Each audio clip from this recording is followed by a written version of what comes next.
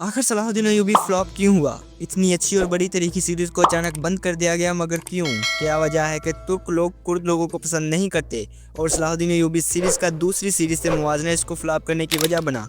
और जो लोग रिव्यू करने वाले हैं उनमें से कुछ तो इसका रिव्यू करना पसंद नहीं करते। तो आज की इस वीडियो में हम इन्हीं सब चीज़ों पर बात करेंगे।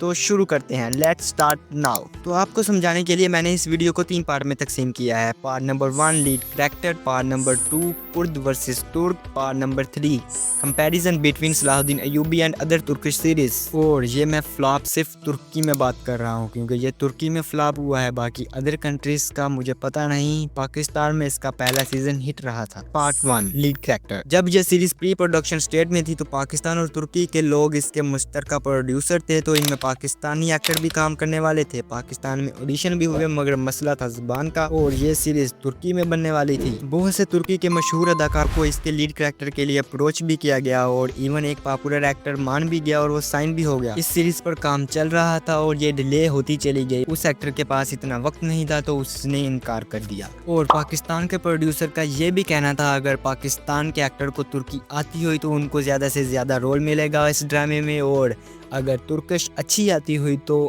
लीड कैरेक्टर भी पाकिस्तान से ही हो सकता है। मगर उसके बाद बहुत से कैरेक्टर को साइन किया गया और वो इनकार करते चले गए और लास्ट ऑप्शन एमडी कोन के पास जोगर गुनेश ही बचे। तो वहाँ से ही मसला शुरू हो गया। तुर्की के लोग जोगर गुनेश को लीड कैरेक्टर में नहीं देख सकते, वो जोगर गुनेश को बड़ा एक्टर नहीं मानते, वो उसकी एक्टिंग पर एतराज़ करते हैं कि ये बहुत ही बुरा एक्टर है। अगर चाहे ये सीरीज अच्छी है लेकिन वो जोगर गुनेश को एज सलाहुद्दीन अय्यूबी एक्सेप्ट करने को तैयार ही नहीं है। इसके पहले सीजन को रेटिंग तो एवरेज आई, मगर बकवास स्टोरी लाइन होने की वजह से इसके दूसरे सीजन पर भी इफेक्ट पड़ा। लेकिन दूसरा सीजन पहले सीजन से ज्यादा बेहतर है और ज्यादा रेटिंग का हकदार था, लेकिन दूसरे सीजन की रेटिंग एवरेज से भी कम आने लगी और फैसला किया गया कि इसका दूसरा सीजन ही बस आखिरी सीजन होगा, इसके आगे कोई सीजन नहीं आएगा।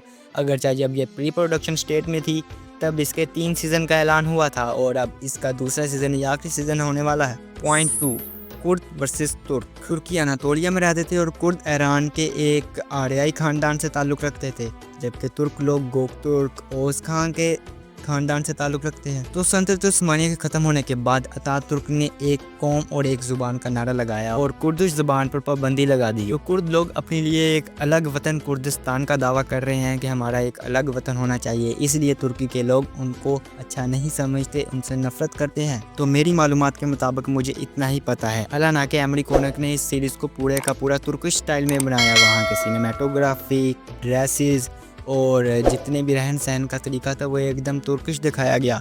बस सीरीज़ में 1-2 दफ़ा कुर्द फारसी जैसे अल्फाज का इस्तेमाल किया गया। Point number 3 comparison between Salahuddin Ayyubi and other Turkish series.